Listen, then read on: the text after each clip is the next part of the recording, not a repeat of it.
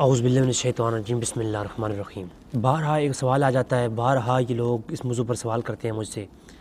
میں نے تقریباً آج سے 5-6 سال قبل اس پہ ویڈیو بنائی تھی، وہی میرا موقف ہے اور اس موضوع کے اوپر وہ ویڈیو میری موجود ہے۔ بے شک اس کی ذرا کوالٹی اچھی نہیں ہے کیونکہ اس وقت طالب علمی دور تھا اور ہم کوشش کرتے تھے، تو اس میں شاید کئی ایسی لفظی غلطیاں بھی ہیں، تو میں صرف اس کی طرف اشارہ کر دوں گا، اپنا موقف بتا دوں گا، سمجھا دوں گا کہ سوال یہ کیا جاتا ہے کہ آپ تصویریں لگائی ہوتی ہیں آپ نے بعض فیس بک کے اوپر۔ اللہ کے رسول نے فرمایا جس گھر میں تصویر ہو اور جس گھر میں کتا ہو اس گھر میں رحمت کے فرشتے نہیں آتے۔ تو میں نے کئی بار پہلے بھی اس پہ کلام کیا ہے۔ سب سے پہلی گزارش تو یہ ہے کہ جس پر علماء کا اجماع نہیں ہے اور یہ مسئلہ مختلفی ہے۔ اب مسئلہ مختلفی کیا ہے؟ میرا اس پہ 1-2 سال قبل مسئلہ مختلفی کے اوپر بڑی وضاحت کے ساتھ عبدالغنی نابلسی رحمۃ اللہ علیہ اور اعلیٰ حضرت کے درمیان میں اختلافات کے جو سوالات تھے میرے سامنے کیے گئے، ان کا جواب دیتے ہوئے میں نے اعلیٰ حضرت امام رضا خان فاضل بریلوی اور عبدالغنی نابلسی، جن کو عارف باللہ لکھا ہے اعلیٰ حضرت نے فتاوی رضویہ میں، ان کے مابین جو اختلافات تھے ان کے اوپر کلام کرتے ہوئے میں نے وضاحت کر دی تھی کہ مسئلہ مختلفی کیا ہوتا ہے، اور علماء کے درمیان میں جب مسئلہ مختلفی ہوتا ہے تو ایک عالم کا فتویٰ دوسرے عالم کے خلاف جا رہا ہوتا ہے، تو اس میں ہم دونوں علماء کو حق پہ سمجھتے ہوتے ہیں، کسی کی تفسیق نہیں کرتے۔ میں چند ایک معروضات آج عرض کروں گا، یہ سمجھنے کے لیے ہے۔ جو لوگ طلاب علم اس بارے میں سوال مجھ سے کرتے ہیں ان کے لیے گزارش ہے کہ پہلے اس چیز کو آپ سمجھیں، اس بارے میں پڑھیں۔ میں کوشش کروں گا کہ اپنے اس ویڈیو کے آخر میں مسئلہ مختلفی کے بارے میں اور اپنے اس معاملات کے بارے میں اس ویڈیو کے اندر وہ اپنے پرانے ویڈیوز کو اٹیچ کر دوں گا تاکہ آپ کو سمجھ آ سکے کہ مسئلہ مختلفی کیا ہے۔ پوری وضاحت نہیں بیان کروں گا، مختصراً بیان کروں گا۔ جس چیز پر علماء کا ہو جائے اجماع، یعنی بلکہ میں اجماع کے اوپر کلام کروں گا، ایک پورا کلپ لاؤں گا، یعنی ائمہ اربع کا جس موضوع پر اتفاق ہو جائے اسے کہتے ہیں اجماع، اور اس کا انکار کرنے والا کافر ہوتا ہے۔ یعنی اجماع کا منکر کون ہے؟ کافر ہے اہل سنت کے نزدیک، وہ اہل سنت سے بھی خارج ہوتا ہے۔ لیکن اگر کوئی چیز ائمہ اربعہ کے نزدیک مختلفی ہے تو پھر وہ اس مختلفی مسئلے میں ہم کسی کی تکفیر نہیں کر سکتے۔ اب تکفیر کا رستہ بند ہو گیا جب ایک چیز ائمہ اربعہ کے نزدیک کیا ہے؟ مختلفی ہو گئی۔ یعنی ایک معاملے میں امام شافعی کا قول کچھ اور ہے، جس کہ عورت کو ٹچ کرنے کا مسئلہ ہے۔ امام اعظم حنیفہ کہتے ہیں کہ جب عورت کے ساتھ ہم بستری کر لی جائے اس کے بعد غسل جو ہے نا فرض ہو جاتا ہے یا واجب ہو جاتا ہے، جبکہ امام شافعی کہتے ہیں عورت کو چھو بھی لیا جائے۔ فتح مسح سے انہوں نے فتح النساء کی آیت سے انہوں نے استدلال کیا کہ عورت کو چھو بھی لیا جائے، وضو کرنا ہے، وضو ٹوٹ جاتا ہے اس سے، عورت کو چھونے سے وضو ٹوٹ جاتا ہے، امام شافعی کا فتویٰ ہے۔ اب علماء کا اس معاملے میں ہو گیا اختلاف، یعنی فقہاء کا۔ اب یہ مسئلہ مختلفی ہے۔ مسئلہ مختلفی جب ہو جائے مجتہدین کے مابین تو ان کا اس مسئلہ مختلفی کا منکر کافر نہیں ہوگا۔ اب تکفیر کا رستہ بند ہو گیا، اب باقی بچے گا کیا؟ تفسیق۔ اب اس کی تذلیل اور تفسیق ہوگی۔ اب اس پہ فسق اور فجارت کا، فاجر اور فاسق ہونے کا فتویٰ ہم لگائیں گے۔ تکفیر کا راستہ بند ہو گیا۔ یہاں تک یہ بات کلیئر ہو گئی۔ اب داڑھی کی مقدار کا مسئلہ ہو، تصویر کا مسئلہ ہو، اس پر مجتہدین کا اجماع نہیں ہے، مسئلہ مختلفی ہے۔ داڑھی کی وجود کیوں جو ہے نا اجماع ہے، بعض قول ملتے ہیں کہتے ہیں کہ داڑھی کا وجود ہونا واجب ہے تمام کے ہاں۔ اب مقدار کی بات آتی ہے تو جو مقدار ہے یہ مختلفی ہے، اس کے اوپر ہم فسق کا فتویٰ لگاتے ہیں، تکفیر کا نہیں۔ اس لیے آپ دیکھتے ہیں کہ جو ہمارے علماء اہل سنت ہیں انہوں نے تفسیق کی ہے، فاسق اور فاجر کہا ہے، تکفیر نہیں کی۔ یہاں تک بات سمجھ آ گئی۔ اب اگلی بات تصویر کا جو مسئلہ ہے، تصویر کا یہ مسئلہ آج کے دور کا ہے، جدید ہے۔ متقدمین میں تو یہ مسئلہ تھا ہی نہیں۔ متقدمین میں تو مورتیوں کا مسئلہ تھا۔ 150 سال یا 200 سال قبل کیمرے کی تصویر تو تھی ہی نہیں، یہ جو موبائل کے ساتھ آپ بناتے ہیں یہ تو تھی ہی نہیں۔ جب موبائل کی اور فیس بک پر لگائی جانے والی جو عکسی تصویر ہے اس کا وجود ہی نہیں تھا، تو اللہ کے رسول نے اس کے بارے میں کیسے فرما دیا کہ جس گھر میں تصویر ہوگی اور وہ ہوگا. یہ جو آپ عکسی تصویر عکس بنا کر کے لگاتی ہیں دیواروں پر, اس کا تو وجود ہی نہیں تھا. جب اس کا وجود نہیں تھا تو وہ اس دور میں 2 طرح کی تصویروں کا وجود تھا. بتوں کو تراش کر کے نا رنگوں کے ساتھ بنا کر وہ ہاتھوں سے پتھروں کے اوپر بنائی جاتی تھیں. حدیث میں میرے مندنا چیز کے مطالعے کے مطابق حدیث میں 2 طرح کی تصویروں کا ذکر ہے. ایک بتوں تراشی ہوئی سورہ, لفظ سورہ استعمال ہوا, مصورن اور سورہ کا لفظ استعمال ہوا ہے.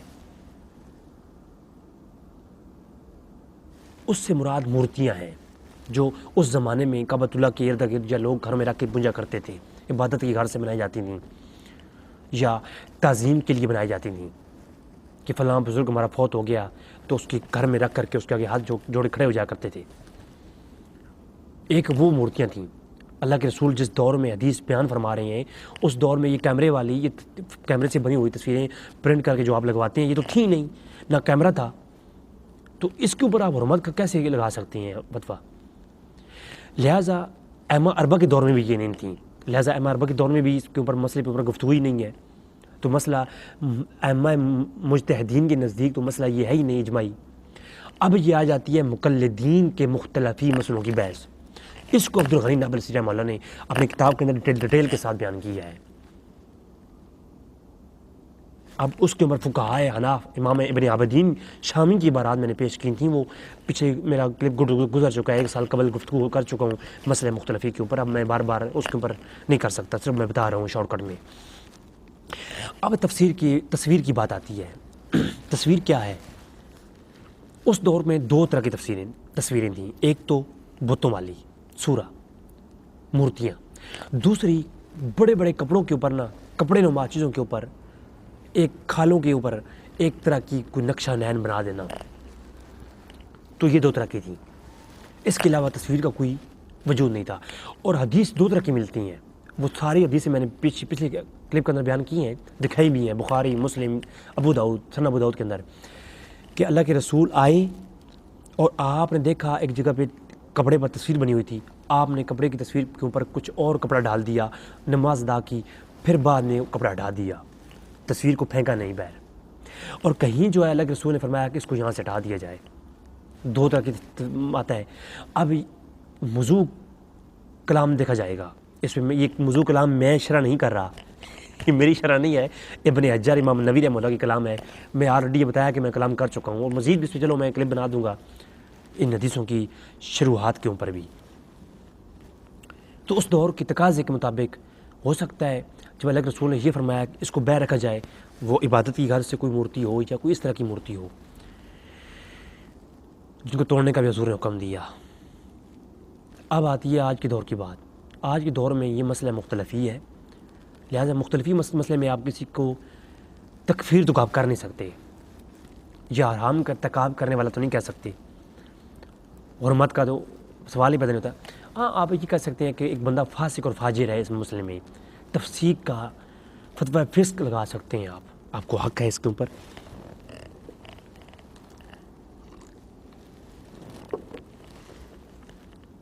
اب وہ کیسے؟ میرا ایک سوال ہے, اگر غور کیا جائے پھر تو ویڈیو بنانا بھی ناجائز ہے, پھر تو اور بہت سارے مسائل آ جائیں گے. اچھا, اب کہتے ہیں جی ضرورت کے تحت بنوا لی جائے تو جائز ہے. سر ہاتھ جوڑتا ہوں, یہ یعنی اب حرام چیزوں کو, ایک چیز آپ کو حرام کہتے ہیں اور پھر ضرورت کے بعد اسے جو مباح بھی قرار دیتے ہیں, یہ کون سا قانون ہے؟ سر حرمت کی 2 قسمیں ہیں. ایک حرمت حقیقی, ایک حرمت اضافی. حرمت حقیقی یہ ہے کہ حقیقت کے اعتبار سے کس چیز میں حرمت پائی جائے, اور حرمت اضافی یہ ہے کہ اصلاً وہ چیز حلال تھی, کسی وجوہات کی بنا پر اس میں حرمت آ گئی, حلت آ گئی. یعنی وہ میں آلریڈی جو پہلی تصویر کے اوپر موضوع پہ کلام کر چکا ہوں, اس کے اندر میں نے وضاحت کے ساتھ اس دونوں ٹاپکس پہ بیان کر دیا ہے. لنک دے دوں گا یا میں اس ویڈیو کے آخر میں لگا دوں گا, جس میں کروں گا بعد میں, ابھی تو ویڈیو بنا رہا ہوں نا. تو